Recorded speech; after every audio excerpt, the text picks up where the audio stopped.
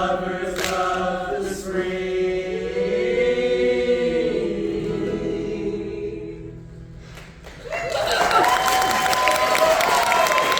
I'm not supposed to be clapping.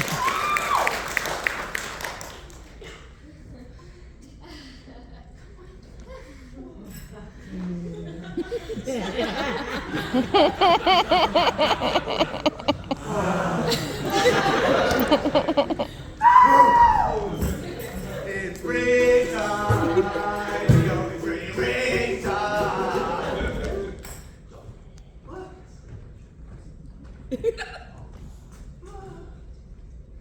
How that's you big?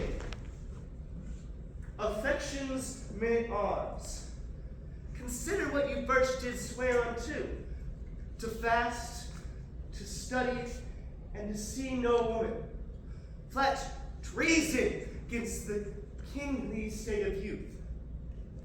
Oh, we have made a vow to study, lords, and in that vow, we have forsworn our books.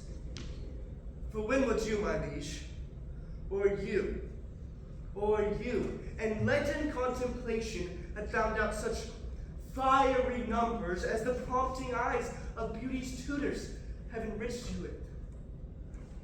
Oh, love, first learned in a lady's eyes, lives not alone immured in the brain, but with the motion of all elements, courses as swift as thought in every power, and it gives to every power a double power above their functions and their offices.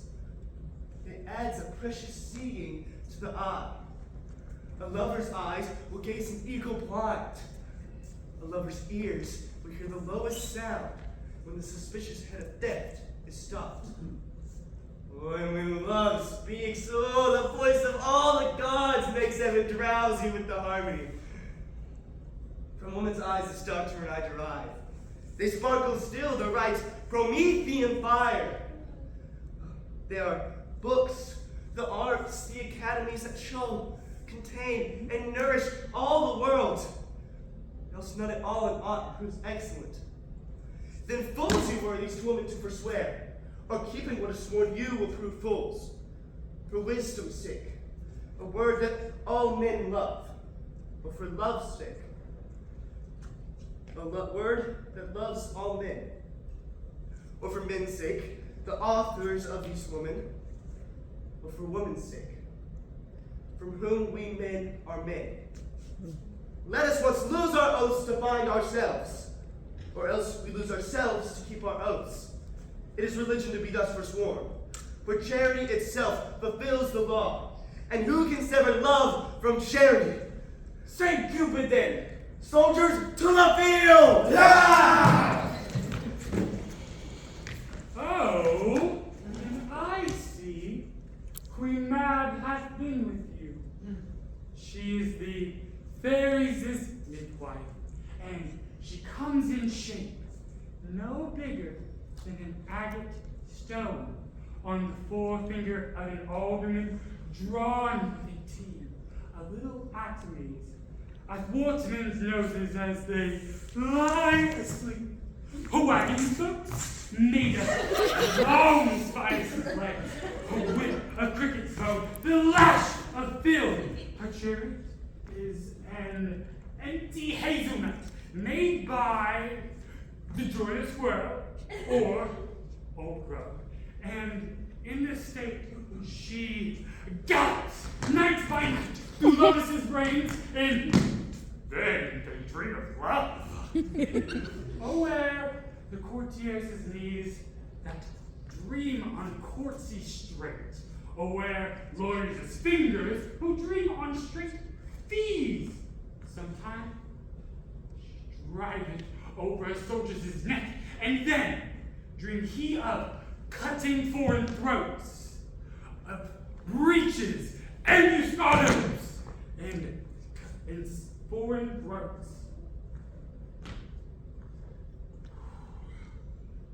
Foreign blind. Spanish blade, 5 fathom deep. Of Spanish blades, 5 fathom deep, and then anon drums in his hands, at which he starts and waits, and thus being frightened, swears a prayer or two and sleeps again. This is that very mab that plats the manes of horses in the night and bakes evelocks and foul, sluttish hairs, which once unbodes, much misfortune bodes. When maids lie on their backs, that presses them, making them learn first to bear, making them good women of carriage. This is she! Peace, peace, Mercutio, peace! Thou speakest of nothing. True, I talk of dreams, which are the children of an idle brain, begot of nothing but vain fantasy, which is as thin of substance as the air, and more inconstant than the wind. This wind you speak of blows us from ourselves. Supper is done, and we come too late.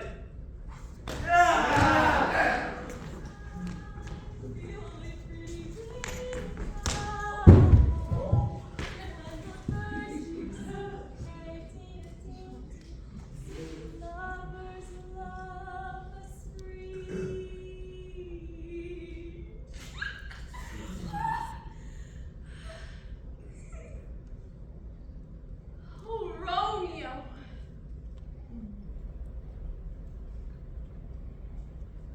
Romeo! Wherefore art thou Romeo? Deny thy father, and refuse thy name, or, if thou wilt not, be but sworn my love, and I'll no longer be a Capulet. 'Tis but thy name that is my enemy. Thou art thyself, though not a Montague. But what's Montague? It is nor hand, nor foot, nor arm, nor face, nor any other part belonging to man. Oh, be some other name. What's in a name? That which we call a rose, by any other name would smell as sweet. So, Romeo would, were he not Romeo called, retain that perfection, which he owes without that title. Romeo doth thy name, and for that name, which is no part of thee, take all myself. Juliet! Juliet! Juliet!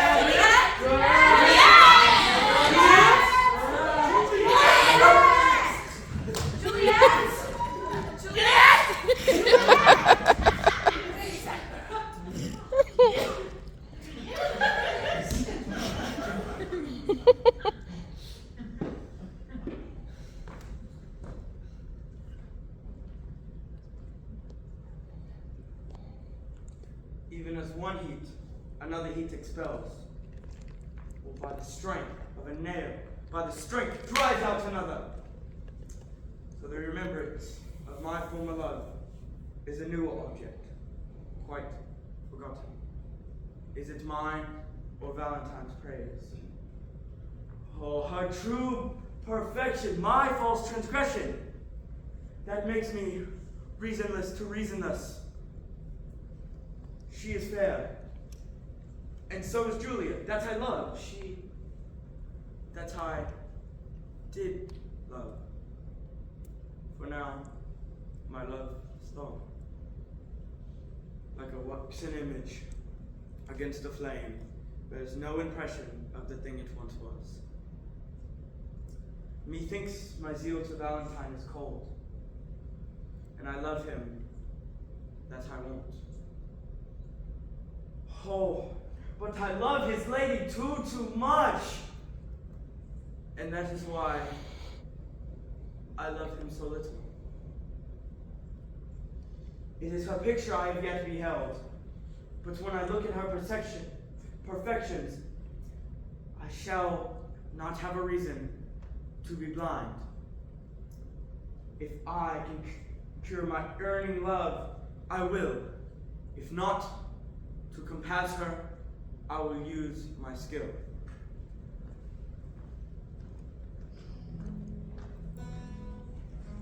The only pretty Springtime, when the birds do sing, there's dignity, sweet lovers love the sweet.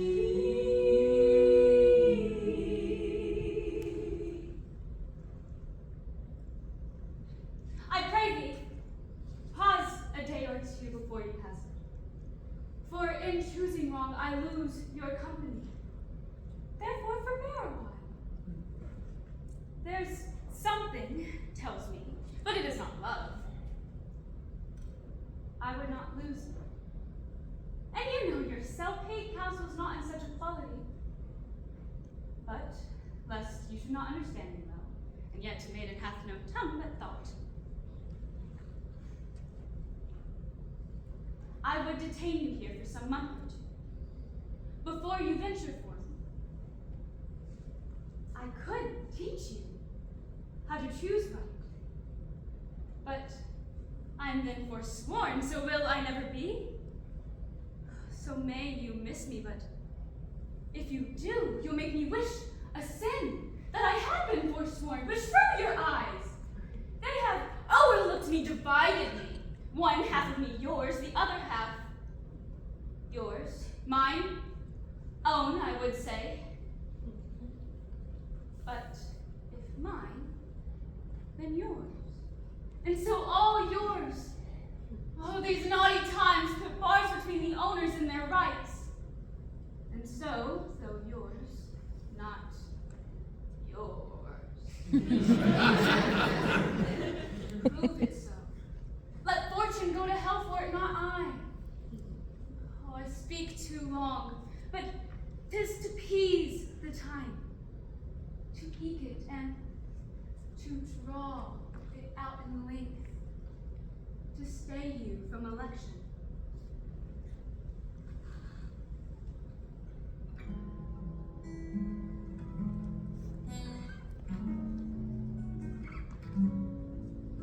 In springtime,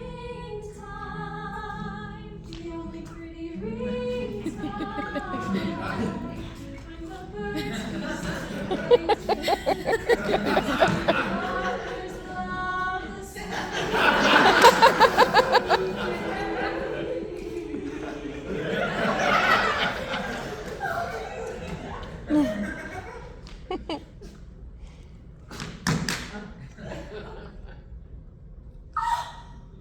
think not I love him, though I ask for him. 'Tis but a peevish boy. Yet he talks well. But what care I for words? Though words do well when he that speaks them pleases those that hear. 'Tis a pretty youth, not very pretty. And sure he's proud, and yet his pride becomes him. He'll make a proper man. The best thing of him is his complexion. Fast when his tongue did make offense, his eye did heal it up. He's not very tall, yet for his years he is tall. His legs but so, and yet 'tis well.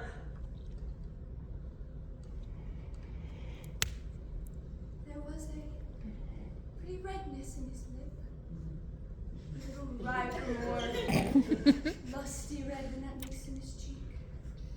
'Twas just the difference between the constant red and the mingled damask.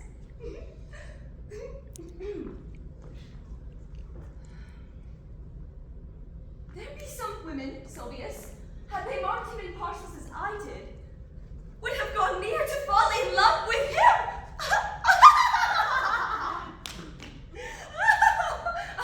but for my part, I love him not, nor hate him not. And yet, I have more cause to hate him than to love him for what he could do to chide at me. I marvel while I answer not again. is one. Omittance is no quittance. I shall write him a very taunting letter, and thou shalt bear it. Wilt thou, Sylvius? Phoebe, with all my heart! Oh, I write it straight to the matter in my head and in my heart. I will be bitter with him in passing short. Go with me, Sylvius.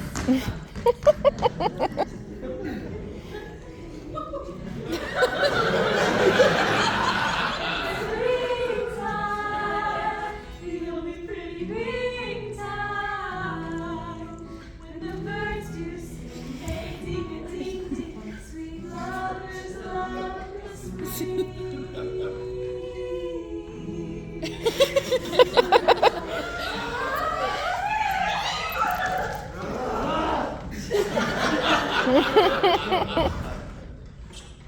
Thus have I politically begun my reign. It is my hope to be successful.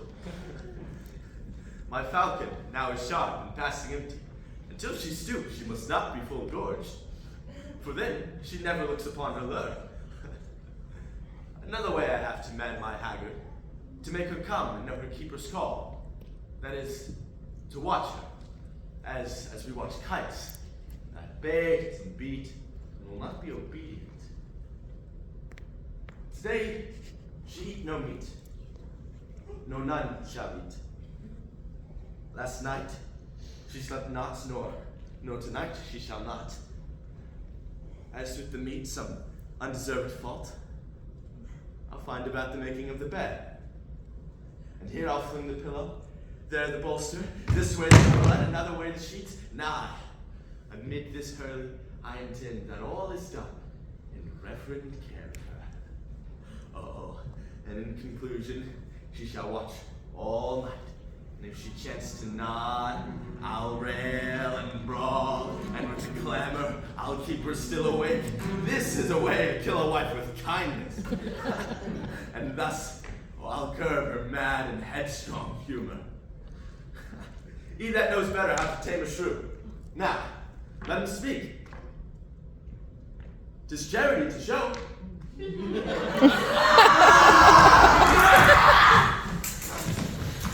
One, two, three.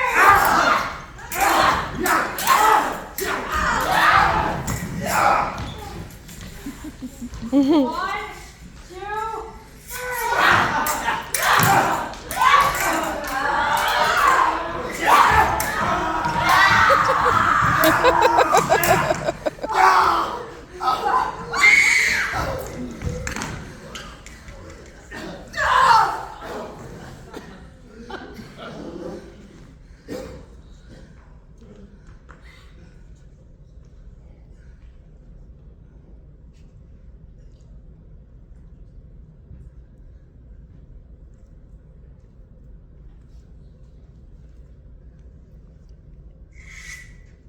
Benvolio, who began this bloody fray? Tybalt, here is slain by Romeo's hand. But Romeo tied him, calm and gently. But Tybalt, deaf to peace, killed the brave Mercutio. And Tybalt fled. We came back to kill Romeo, who was filled by rage. And then killed Tybalt and fled. This is the truth. If you don't believe me, let me die. Away! Away!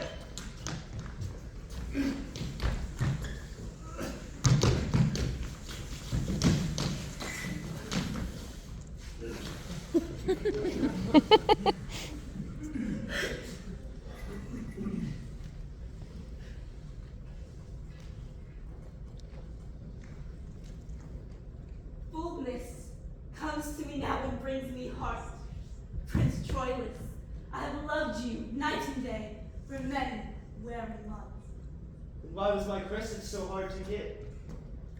Hard to seem one, but I was one, my lord, with first glance that ever.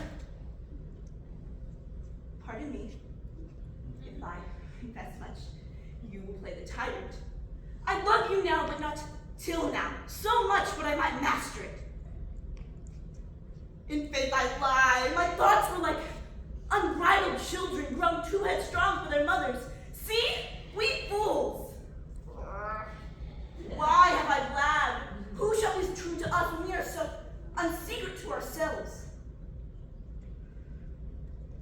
And yet, good faith, I wish myself a man, or that we women had men's privilege of speaking first. Sweet baby, hold my tongue, for in this rapture I shall surely speak the thing I shall repent. See your silence, cunning and dumbness from my weakness draws, my very soul of counsel, stop my mouth.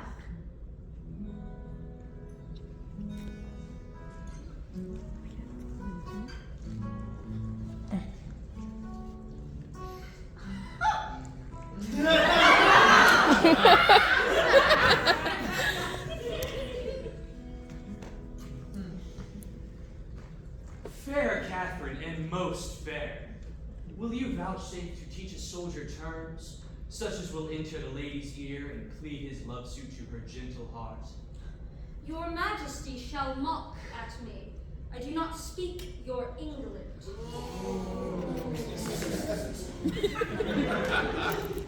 The princess is the better Englishwoman.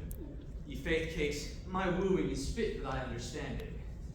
I am glad thou canst speak no better English, for if thou couldst, thou wouldst find me such a plain king, thou wouldst think I'd sold my farm to buy my crown. I know no ways to mince it in love, but directly to say, I love you. Then, if you urge me farther than to say, do you in faith, I wear out my suit. Give me your answer, ye faith do, and so clap hands in a bargain. How say you, lady?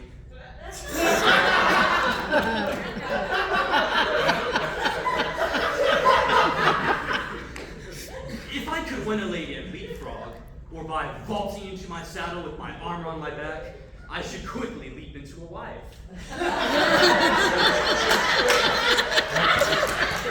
What a rhyme is but a prayer. A good song about, a good leg will fall, a straight back will falter, a black beard will turn white, but a good heart, Kate, is the sun and the moon. Or rather, the sun and not the moon, for it shines bright and never changes, but keeps his course directly. If thou would have such a one, take me, and take me, take a soldier. Take a soldier, take a king. A time, methinks, too short to make a world without any bargain in. No, my lord, your grace is adjured much and full of dear guiltiness. And therefore this, if for my love, as there is no such cause, you will do aught, this you shall do for me. Your oath I will not trust, but go with speed to some forlorn and naked hermitage, remote from all pleasures of the world. There stay until the 12 celestial signs have brought about their annual reckoning. If this austere, insociable life change not your offer made in heat of blood, if frosts and fasts, hard lodging and thin weeds nip not the gaudy blossoms of your love, but let it bear this trial and last love. And at the expiration of this year, come challenge me. Challenge me by these deserts, and by this virgin palm now kissing mine.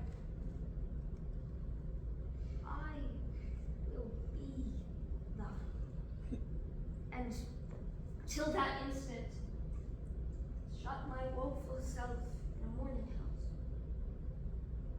raining the tears of lamentation for the remembrance of my father's death. If this thou do deny, then let our hands part.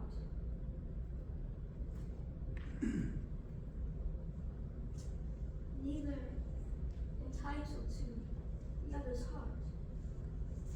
If this or more than this I would deny, to platter up these powers of mine with wrist, the sudden hand of death close up mine eye, hence ever then my heart is in thy breast.